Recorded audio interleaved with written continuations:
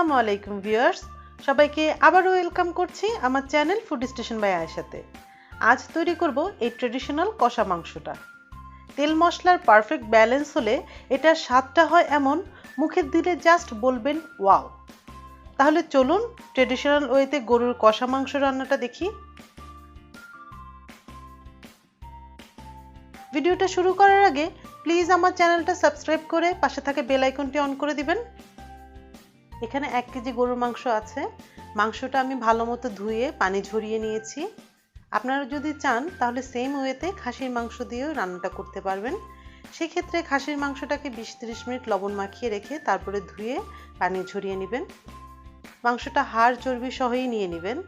আমার আজকের মাংসটাতে চর্বি এবং হাড়ের পরিমাণটা একটু বেশি। কিছুই করার নাই, এটা দিয়ে রান্না করব। ইনশাআল্লাহ খারাপ হবে না আশা করছি। বাজার থেকে যেই সাইজে করে আনা আমি সেই সাইজই নিয়েছি। এখন মাংসটা আমি যে হাঁড়িতে রান্না করব সেই হাঁড়িতে মাংসটা নিয়ে নিচ্ছি। আর এতে দিয়ে দিচ্ছি এক এক করে মশলাগুলো। দিয়ে দিচ্ছি 2 টেবিল চামচ আদা বাটা, 1.5 টেবিল চামচ রসুন বাটা, 1.5 টেবিল চামচ কাঁচা জিরা বাটা, আধা টেবিল চামচ হলুদের গুঁড়া, 1 টেবিল চামচ মরিচের গুঁড়া, 1 টেবিল চামচ ধনিয়া গুঁড়া, স্বাদ মতো লবণ আর 3 টেবিল চামচ সরিষার তেল। এবং দিয়ে দিচ্ছি 1 কাপ পেঁয়াজ বড় বড় করে কাটা। এবার সবগুলো উপকরণ হাত দিয়ে খুব ভালো মতো মাখিয়ে নিব। এই মিশ্রণটা হাত দিয়েই করবেন। এখন এতে দিয়ে দিচ্ছি 2টা তেজপাতা, 3 টুকরো দারুচিনি, 4টা এলাচ এবং 6-7টা লং। এগুলো দিয়ে মাখিয়ে হাতটা ধুয়ে একটু পানি সহ ঢাকনা দিয়ে চুলায় বসিয়ে দেব হাঁড়িটা।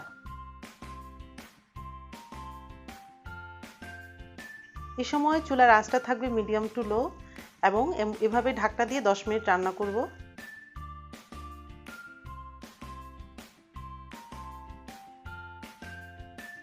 দশ মিনিট পর ঢাকনা খুলে দেখাচ্ছি। দেখুন কতটা পানি বের হয়েছে মাংস থেকে। আর একটু নেড়ে চেড়ে আবারও ঢাকনা দিয়ে ঢেকে দিব। তবে 3-4 মিনিট পর পর এসে একটু নেড়ে চেড়ে দিবেন, তা না হলে তলায় লেগে যেতে পারে।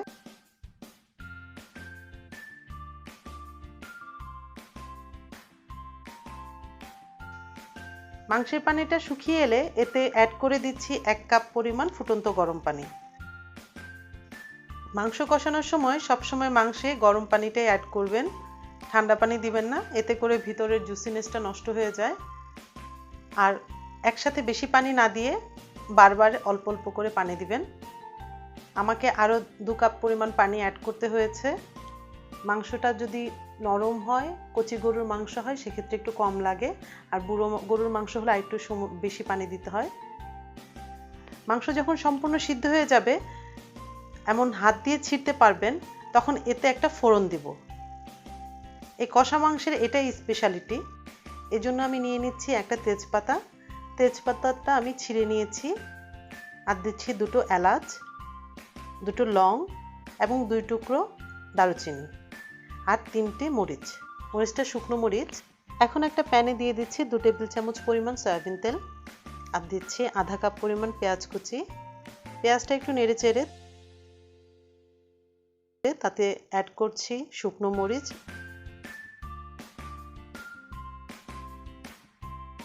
এবং বাকি মশলাগুলো।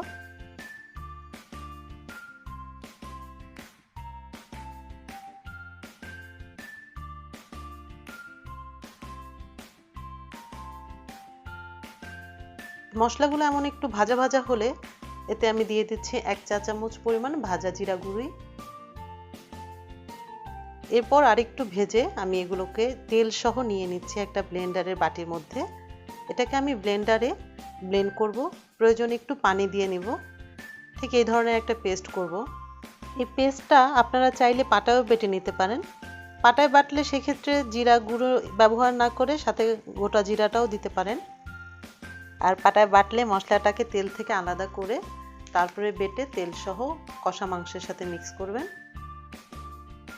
আমি মশলার পেস্টটা মাংসের সাথে মিশিয়ে ব্লেন্ডারের বাটিটাতে একটু গরম পানি দিয়ে ধুয়ে দিয়ে দিচ্ছি। ঢাকনা দিয়ে আমি আরও 2-3 মিনিট মৃদু আঁচে দিয়ে রেখে দিব। এই মশলার তারকাটা কি ধরনের একটা অ্যারোমা ছড়ায় সেটা বলে বোঝাতে পারবো না, সেটা শুধুমাত্র যখন ট্রাই করবেন তখনই বুঝতে পারবেন।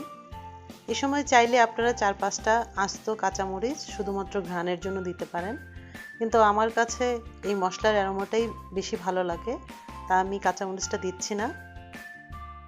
এতে আর কোনো ধরনেরই মশলা, গরম মশলা অ্যাড করার প্রয়োজন নাই।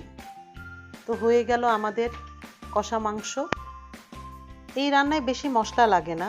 আগেকার দিনে বেশি মশলা তেল ব্যবহার হতো না, তারা বাটা মশলা দিয়েই রান্না করতো আর সাথে ব্যবহার করতো সরিষার তেল। আমি বাটা মশলা ছাড়াই রান্না করেছি, তবে আলহামদুলিল্লাহ স্বাদটা অনেক ভালো হয়েছে, সেটা আপনারা ট্রাই করলেই বুঝতে পারবেন।